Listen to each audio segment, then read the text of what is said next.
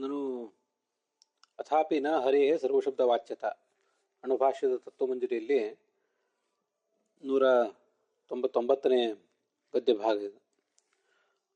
ಭಗವಂತನ ಸ್ತ್ರೀಲಿಂಗ ಶಬ್ದಗಳಿಂದಲೂ ಕೂಡ ವಾಚ್ಯನಾಗಿದ್ದಾನೆ. ಸ್ತ್ರೀಯರಲ್ಲಿ ಇರಬೇಕಾದ ಗುಣಧರ್ಮವೂ ಅವನಲ್ಲಿದೆ, ಪುರುಷರಲ್ಲಿ ಇರಬೇಕಾದ ಗುಣಧರ್ಮವೂ ಅವನಲ್ಲಿದೆ ಅಂತೆಲ್ಲ ನೀವು ಪ್ರತಿಪಾದನೆ ಮಾಡಿ ತೋರಿಸಿದ್ರಿ. ಅಷ್ಟಾದರೂ ಕೂಡ ಇಲ್ಲಿ ಸಮಸ್ಯೆಗಳಿವೆ. ಶೂನ್ಯ, ಅಸತ್, ತುಚ್ಛ ಈ ಶಬ್ದಗಳಿಂದ ಭಗವಂತ ವಾಚ್ಯ ಆಗೋದು ಹೇಗೆ? ಏಕೆಂದ್ರೆ ಶೂನ್ಯ ಅಂದ್ರೆ ಶೂನ್ಯ, ಅಸತ್, ತುಚ್ಛ ಈ ಮೂರು ಶಬ್ದಗಳು ಕೂಡ ನಿಸ್ವರೂಪ ಅನ್ನೋದನ್ನ ಹೇಳ್ತವೆ. ಯಾವುದಕ್ಕೆ ಸ್ವರೂಪವೇ ಇಲ್ವೋ, ಅಸತ್ತಿಗೆ ಸ್ವರೂಪವೇ ಇಲ್ಲ, ಶಶಿ ವಿಷಾಣ ಮೊದಲಾದವುಗಳಿಗೆ. ಅಂಥದನ್ನ ಹೇಳುವಂಥದ್ದು ಈ ಶೂನ್ಯ, ಅಸತ್, ತುಚ್ಛ ಮೊದಲಾದ ಶಬ್ದಗಳು. ಸರಿಯಾ? ಅಂಥ ಶಬ್ದಗಳನ್ನ ಭಗವಂತನಲ್ಲಿ ಪ್ರಯೋಗ ಮಾಡೋದು ಹೇಗೆ? ಭಗವಂತ ಸಸ್ವರೂಪ, ಶೂನ್ಯ ಅನ್ನೋದು ನಿಸ್ವರೂಪ. ಅದರಿಂದ ಅದು ಭಗವಂತನ ಪ್ರತಿಪಾದನೆ ಮಾಡೋದು ಹೇಗೆ? ಸಸ್ವರೂಪೇ ಹರವು ಅಯೋಗಾತ್. ಸ್ವರೂಪದಿಂದ ಕೂಡಿರುವ, ಮಂಗಳಕರವಾದ ಸ್ವರೂಪದಿಂದ ಕೂಡಿರುವ ಭಗವಂತನಿಗೆ ಅದು ಹೊಂದೋದಿಲ್ಲ. ಭಗವಂತನನ್ನು ನಿಸ್ವರೂಪ ಅಂತ ಏನಾದರೂ ಹೇಳಲಿಕ್ಕೆ ಹೊರಟ್ರೆ ಆವಾಗ ಅವನು ಕೂಡ ನಿಸ್ವರೂಪ ಅಂತ ಆಗಿಬಿಟ್ರೆ ಅವನು ಯಾರನ್ನಾದ್ರೂ ನಿಯಮನ ಮಾಡೋದು ಹೇಗೆ? ನಿಯಮನ ಮಾಡಲಿಕ್ಕೆ ಸಾಧ್ಯ ಇಲ್ಲ. ನಿಸ್ವರೂಪೇ ನಿಯಮನ ಅಯೋಗ್ಯನ. ಅವನೊಂದ್ ವೇಳೆ ನಿಸ್ವರೂಪನಾಗಿಬಿಟ್ರೆ ಅವನು ಇನ್ನೊಬ್ಬರನ್ನ ನಿಯಮನ ಮಾಡಲಿಕ್ಕೆ ಸಾಧ್ಯ ಇಲ್ಲ. ತದಧೀನತ್ವ ನ್ಯಾಯ ಅಸಂಭವೇನ. ಆದ್ರಿಂದ ಅವನು ಸ್ವಯಂ ತದಧೀನತ್ವ ನ್ಯಾಯ ಅಸಂಭವಾಚ್ಯ. ಇವನು ಸ್ವಯಂ ನಿಸ್ವರೂಪ ಆಗಿಬಿಟ್ರೆ ಇನ್ನೊಬ್ಬರನ್ನ ನಿಯಮನ ಮಾಡ್ಲಿಕ್ಕೆ ಸಾಧ್ಯ ಇಲ್ಲ ಅಂತ ಒಂದರ್ಥ. ಮತ್ತೆ ಅವನು ಈ ಅಸತ್ತು, ತುಚ್ಛ ಮೊದಲಾದವುಗಳನ್ನು ತನ್ನ ಕೈಯಲ್ಲಿ ಇಟ್ಕೊಳ್ಳೋದು ಅಂದ್ರೆ ಏನರ್ಥ? ಅವುಗಳಿಗೆ ಅವನ ಸ್ವರೂಪ ಇಲ್ಲ. ಸ್ವರೂಪ ಇಲ್ಲದೆ ಇದ್ರೆ ನೀನು ತನ್ನ ಅಧೀನದಲ್ಲಿ ಇಟ್ಕೊಳ್ಳೋದು ಅನ್ನೋದಕ್ಕೆ ಅರ್ಥ ಏನಿದೆ?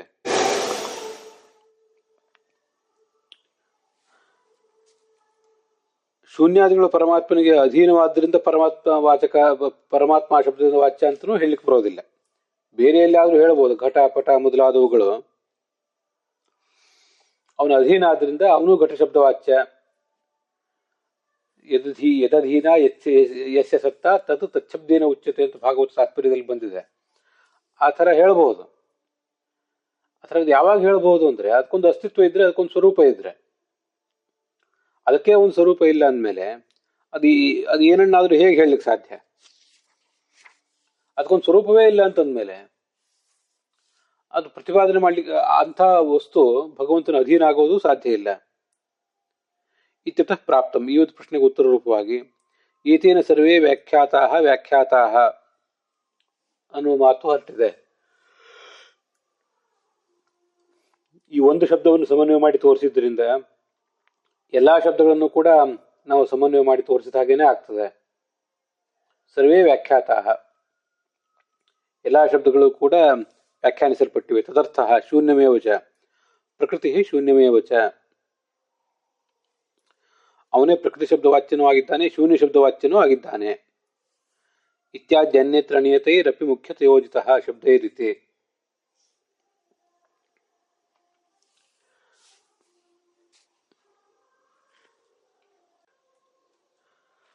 ಏತೇನ ಸರ್ವೇ ವ್ಯಾಖ್ಯಾತಾಹ ಅಂತ ಏನಿದೆ ಅದು 1ನೇ ಅಧ್ಯಾಯದ 4ನೇ ಪಾದದಲ್ಲಿ ಕೊನೆಯ ಸೂತ್ರ.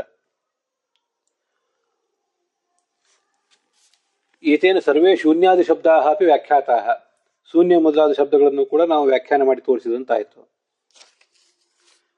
ಏಷ ಹ್ಯೇವ ಶೂನ್ಯ, ಏಷ ಹ್ಯೇವ ತುಚ್ಛಃ, ಏಷ ಹ್ಯೇವ ಅಭಾವಃ, ಏಷ ಹ್ಯೇವ ಅವ್ಯಕ್ತಃ, ಅದೃಶ್ಯ, ಅಚಿಂತ್ಯ, ನಿರ್ಗುಣಶ್ಚ ಅಂತ ಮಹೋಪನಿಷತ್ನಲ್ಲಿ ಅವನ ಬಗ್ಗೆ ವರ್ಣನೆ ಮಾಡಿದ್ದಾರೆ.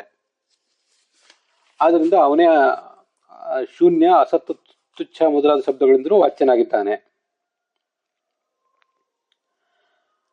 ಅಭಾವ ಶಬ್ದದಿಂದಲೂ ಅವನೇ ವಾಚ್ಯ. ಯಾಕೆ ಅಂತ ಅನ್ನೋದನ್ನು ಕೂರ್ಮ ಪುರಾಣದ ಮಾತಿನಿಂದ ಆಚಾರ್ಯರು ಸಮರ್ಥನೆ ಮಾಡ್ತಾರೆ.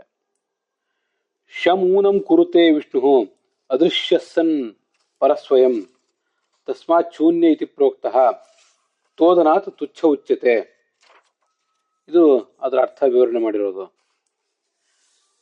ಇಲ್ಲಿ ಈ ವಿಷ್ಣು ಸ್ವಯಂ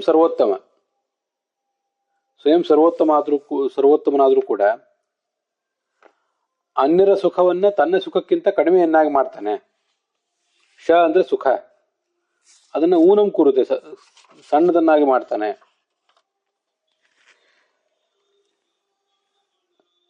ಆದ್ದರಿಂದ ಅವನನ್ನು ಶೂನ್ಯ ಅಂತ ಹೇಳಬೇಕು. ಶಂ ಸುಖವನ್ನು, ಇನ್ನೊಬ್ಬರ ಸುಖವನ್ನು, ಲಕ್ಷ್ಮೀ ಬ್ರಹ್ಮ ಮೊದಲಾದ ಎಲ್ಲಾ ಚೇತನದ ಸುಖವನ್ನು ಊನಂ ಸಣ್ಣದನ್ನಾಗಿ ಮಾಡುತ್ತಾನೆ, ಮಾಡಿದ್ದಾನೆ. ಯಾವುದೋ ಕಾಲದಿಂದ ಮಾಡೇ ಇದ್ದಾನೆ. ಆ ಕಾರಣಕ್ಕಾಗಿ ಆತ ಶೂನ್ಯ. ಅಂದ್ರೆ ಯಾಪಯತಿ ಮಾಡುತ್ತಾನೆ, ಯಾಪ್ರಾಪಣೆ ಧಾತು. ಆದ್ದರಿಂದ ಆತನನ್ನು ಶೂನ್ಯ ಅಂತ ಹೀಗೆ ವ್ಯವಹರಿಸಬೇಕು. ಸರಿಯಾ?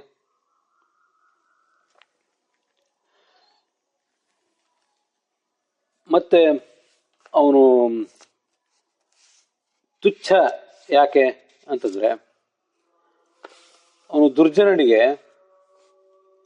ಛನ್ನ ಅಂದ್ರೆ ಅದೃಶ್ಯನಾಗಿದ್ದಾನೆ. ಆಮೇಲೆ ತುಚ್ಛ ಎಂಬಲ್ಲಿ ತೂ ಮತ್ತು ಛ ಅಂತ ಎರಡಿದೆ. ತೂ ಅಂದ್ರೆ ತೋದನಾಥ್, ಅವರಿಗೆ ದುಃಖ ಕೊಡ್ತಾ ಇದ್ದಾನೆ. ತುದ ವ್ಯಥನೆ ಅಂತ ಧಾತು, ದುಃಖ ಕೊಡ್ತಿದ್ದಾನೆ ಮತ್ತೆ ಅವರಿಗೆ ಅವ್ಯಕ್ತನಾಗಿದ್ದಾನೆ. ಅದರಿಂದ ಅವನು ತುಚ್ಛ. ಸರಿಯಾ? ನೈಷ ಭಾವಯಿತು ಯೋಗ್ಯ ಕೇನಚಿತ್ ಪುರುಷೋತ್ತಮ. ಆದ್ರಿಂದ ಮತ್ತೆ ಅವನನ್ನು ಅಭಾವ ಅಂತ ಹೇಗೆ ಹೇಳ್ಬೋದು ಅಂದ್ರೆ, ಭಾವನಾ ಅಂದ್ರೆ ಧ್ಯಾನ ಅಂತ ಅರ್ಥ. ನಚಾಯುಕ್ತಸ್ಯ ಭಾವನಾ ನಚಾಭಾವಯಿತ ಶಾಂತಿ ಇತ್ಯಾದಿ ಕಡೆ ಭಾವನಾ ಅಂದ್ರೆ ಧ್ಯಾನ ಅನ್ನೋ ಅರ್ಥದಲ್ಲಿ ಪ್ರಯೋಗ ಇದೆ. ಸರಿ? ಆದ್ರಿಂದ ಭಾವಯಿತು ನ ಶಕ್ಯ ಅಯಂ, ಇವನು ಇನ್ನೊಬ್ಬರು ಯಾರಿಂದಲೂ ಕೂಡ ಪೂರ್ಣವಾಗಿ ಧ್ಯಾನಿಸಲು ಶಕ್ಯನಲ್ಲ. ಆದ್ರಿಂದ ಆತನನ್ನ ಅಭಾವ ಅಂತ ಹೇಳ್ತಾರೆ. ನ ಭಾವ್ಯತೆ ಇತಿ ಅಭಾವ ಅಂತ ಈಗ ಅರ್ಥ. ಇಲ್ಲದೇ ಇರುವುದಂತ ಅರ್ಥ ಅಲ್ಲ. ಭಾವಿಸಲಿಕ್ಕೆ, ಧ್ಯಾನ ಮಾಡ್ಲಿಕ್ಕೆ ಯೋಗ್ಯನಲ್ಲ. ಅಥೋಭಾವಂ ವದಂತೇನಂ ನಾಶ್ಯತ್ವ ನಾಶಯಿತ್ಯಪಿ. ಮತ್ತವನನ್ನ ನಾಶ ಅಂತ ಯಾಕೆ ಹೇಳ್ತಾರೆ ಅಂತಂದ್ರೆ, ಅವನು ಅಭಕ್ಷ್ಯ, ಇನ್ನೊಬ್ಬರಿಂದ ಅವನು ಭಕ್ಷ್ಯನಲ್ಲ. ಭಕ್ಷ್ಯನಲ್ಲ ಅಂದ್ರೆ ಭೋಗ್ಯನಲ್ಲ, ಈಗ ಅರ್ಥ ಇಟ್ಕೋಬಹುದು. ಅದಕ್ಕೆ ಜಗತ್ತೆಲ್ಲವೂ ಅವನಿಗೆ ಭಕ್ಷ್ಯ. ಪ್ರಳಯ ಕಾಲದಲ್ಲಿ ಎಲ್ಲವನ್ನು ಕೂಡ ಅವನು ತಿಂದು ಹಾಕ್ತಾನೆ. ಜಗತ್ತೆಲ್ಲವೂ ಅವನಿಗೆ ಭಕ್ಷ್ಯ, ಆದರೆ ಅವನು ಮಾತ್ರ ಯಾರಿಗೂ ಭಕ್ಷ್ಯನಲ್ಲ. ಆದ್ರಿಂದ ಆತನನ್ನ ನಾಶ್ಯ ಅಂತ, ಯಾರಿಗೂ ಅಭಕ್ಷ್ಯನಾದ್ರಿಂದ, ಎಲ್ಲರಿಗೂ ಅಭಕ್ಷ್ಯನಾದ್ರಿಂದ ಅವನನ್ನ ನಾಶ್ಯ ಅಂತ ಹೇಳಬೇಕು. ನಾಶ್ಯತ್ವ ನಾಶಯಿತ್ಯಪಿ ಸರ್ವಸ್ಯ ತದಧೀನತ್ವ ತತ್ತತ್ ಶಬ್ದಾಭಿಧೇಯತ. ಎಲ್ಲವೂ ಕೂಡ ಅವನ ಅಧೀನ ಆದ್ರಿಂದ ಅವನು ಆಯಾ ಶಬ್ದಗಳಿಂದಲೇ ವಾಚ್ಯನಾಗಿದ್ದಾನೆ. ಅನ್ಯೇಷಾಂ ವ್ಯವಹಾರಾರ್ಥಂ ಇಷ್ಯತೆ ವ್ಯವಹರ್ತೃಭಿ. ಅವನಿಗೆ ವಾಚಕವಾದ ಶಬ್ದಗಳನ್ನ ಬೇರೆ ಬೇರೆ ವಸ್ತುಗಳಲ್ಲಿಯೂ ಕೂಡ ವ್ಯವಹಾರ ಮಾಡಬೇಕಾದ್ದು ನಮಗೆ ಅನಿವಾರ್ಯವಾದ್ರಿಂದ ಅಲ್ಲಿ ಪ್ರಯೋಗ ಮಾಡ್ತಾರಷ್ಟೇ, ಅಲ್ಲಿ ತಗೋತಾರಷ್ಟೇ ಅವನ್ನ. ಇಷ್ಯತೆ ವ್ಯವಹರ್ತೃಭಿ ಇತಿ ಮಹಾಕೌರ್ಮೆ. ಅವಧಾರಣಾರ್ಥಂ ಸರ್ವಸ್ಯಾಪಿ ಉಕ್ತಸ್ಯ ವಿಧ್ಯಾಯ ಮೂಲತಃ ದ್ವಿರುಕ್ತಂ ಕುರುತೆ ಪ್ರಾಜ್ಞಾಃ ಅಧ್ಯಾಯಾಂತೆ ವಿನಿರ್ಣಯೇ. ಈಗ ನಾನು ಓದ್ತಿರುವುದೆಲ್ಲವೂ ಕೂಡ ಬ್ರಹ್ಮಸೂತ್ರ ಭಾಷ್ಯದ ವಾಕ್ಯಗಳು. ಇಲ್ಲಿ ವ್ಯಾಖ್ಯಾತ ಅಂತ ಎರಡು ಬಾರಿ ಹೇಳಿದಾರಲ್ಲ. ಯಾಕೆ ಅಂದ್ರೆ ಅವಧಾರಣಾರ್ಥಂ, ಒಂದು ನಿರ್ಧಾರವನ್ನು ತೋರಿಸುವುದಕ್ಕಾಗಿ ಎಲ್ಲವನ್ನು ಕೂಡ ಈ ತರ ಪ್ರಯೋಗ ಮಾಡ್ತಾರೆ. ಅಧ್ಯಾಯದ ಆರಂಭದಿಂದ ಹೇಳಿದ್ದೆಲ್ಲ ವಿಷಯ ಏನಿದೆ ಅದೆಲ್ಲವನ್ನೂ ನಾವು ನಿರ್ಧಾರಪೂರ್ವಕವಾಗಿ ತೋರಿಸ್ತಾ ಇದ್ದೀವಿ ಅಂತ ಜನರಿಗೆ ಹೇಳಬೇಕಾಗಿದೆ. ಅದಕ್ಕಾಗಿ ಅಧ್ಯಾಯದ ಪ್ರಾರಂಭದ ಕೊನೆಯಲ್ಲಿ ಕೆಲವು ಬಾರಿ ಎರಡೆರಡು ಶಬ್ದಗಳನ್ನು ಪ್ರಯೋಗ ಮಾಡ್ತಿರ್ತಾರೆ. ಹೀಗೆ ಎರಡೆರಡು ಸರಿ ಪ್ರಯೋಗ ಮಾಡುವುದಕ್ಕೆ ನಿರ್ಧಾರ ಅನ್ನುವ ಒಂದು ಸೂಚನೆ ಇರ್ತದೆ. ಇತಿ ವರಾಹ ಸಂಹಿತಾಯಾಮ್. ಅಲ್ಲಿಗೆ ಬ್ರಹ್ಮಸೂತ್ರ ಭಾಷ್ಯದಲ್ಲಿ ಮಧ್ವಾಚಾರ್ಯರು ರಚನೆ ಮಾಡಿದ ಬ್ರಹ್ಮಸೂತ್ರ ಭಾಷ್ಯದಲ್ಲಿ 1ನೇ ಅಧ್ಯಾಯದ 4ನೇ ಪಾದದ ಸಮಾಪ್ತಿ ಆಗಿದೆ.